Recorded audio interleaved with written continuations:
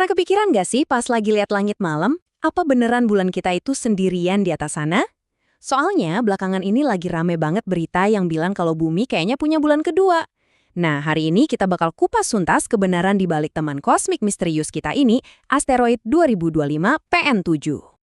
Oke, jadi langsung aja ke pertanyaan utamanya. Beneran nih, bumi punya bulan kedua. Apa jangan-jangan ada benda langit lain yang diam-diam ngorbit planet kita, selain bulan yang udah kita kenal dari dulu? Pertanyaan ini benar-benar bikin penasaran kan? Pasti banyak dari kalian yang udah lihat judul berita yang heboh banget, bumi punya bulan kedua. Tapi di dunia sains, istilahnya tuh sedikit lebih teknis. Nah, disinilah letak kebenarannya, ada perbedaan besar antara bulan kedua dengan apa yang disebut astronom sebagai kuasi bulan. Yuk kita cari tahu apa sih maksudnya. Jadi, gimana ceritanya? Apa kita beneran punya teman langit baru? Atau ini cuma hoaks internet lagi? Oke, mari kita selami faktanya biar semuanya jelas. Dan jawabannya adalah, ini 100% nyata. Keberadaan asteroid 2025 PN7 dan hubungannya yang unik sama bumi itu fakta ilmiah yang udah diverifikasi, jadi ini bukan hoaks sama sekali. Nah, ini bagian yang paling keren. Kuasi bulan itu sebenarnya nggak ngorbit bumi kayak bulan kita. Dia itu ngorbitnya matahari, sama kayak kita. Tapi jalurnya itu mirip banget sama jalur orbit bumi. Ini nih yang bikin ilusi optik seolah-olah dia lagi ngikutin kita. Bayangin aja ada dua mobil balap di lintasan yang sama.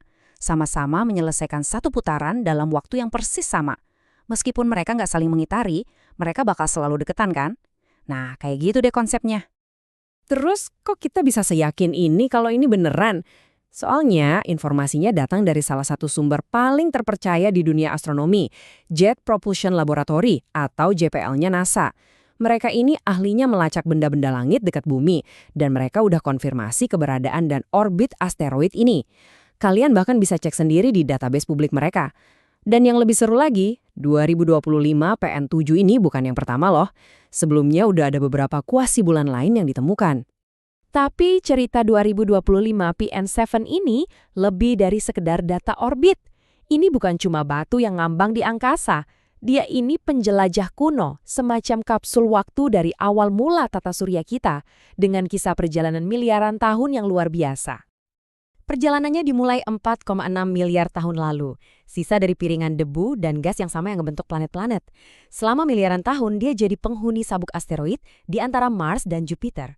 Sampai suatu saat, takdirnya berubah.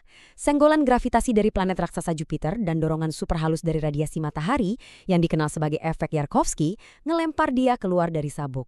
Setelah berkelana lama, interaksi gravitasi dengan Mars dan akhirnya bumi ngebawa dia ke jalurnya yang sekarang, terkunci dalam tarian orbit bareng planet kita mengelilingi matahari.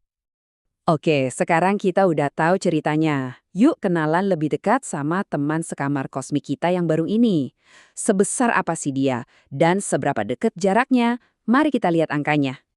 Diameternya itu diperkirakan sekitar 30 meter. Biar gampang ngebayanginnya, itu kira-kira segede bus kota. Jadi, ya walaupun bukan raksasa, ukurannya lumayan juga. Nah, ini nih detail yang paling penting, yang jadi kunci status kuasi bulannya.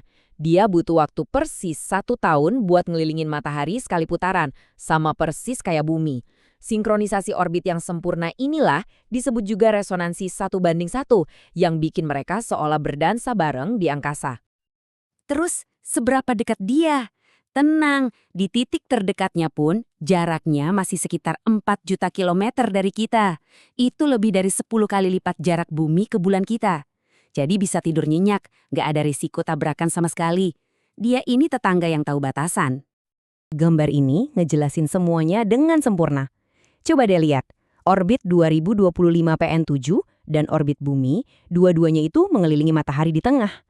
Asteroid ini nggak pernah sekalipun mengorbit bumi. Dia itu cuma sesama musafir yang ngelilingin matahari, yang kebetulan jalurnya mirip banget sama jalur kita. Oke, sebagai penutup, mari kita pecahin kode di balik nama asteroid ini.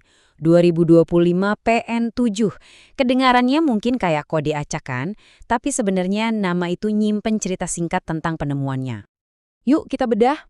2025 itu tahun ditemukannya. Gampang ya. Huruf P itu nunjukin periode waktu penemuannya. Dalam kasus ini, paruh pertama bulan Agustus. Dan bagian terakhir, N7, Itu kode yang lebih teknis lagi, yang artinya dia adalah objek ke-188 yang ditemukan dalam periode waktu itu. Rapi banget kan sistemnya? Jadi kesimpulannya, 2025 PN7 ini emang bukan bulan kedua bumi, tapi mungkin sesuatu yang jauh lebih menarik.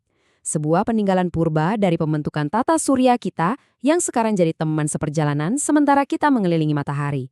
Penemuan kayak gini jadi bikin kita mikir, keajaiban apa lagi ya yang masih tersembunyi di luar sana, yang nunggu buat kita temukan? Terima kasih sudah menyimak.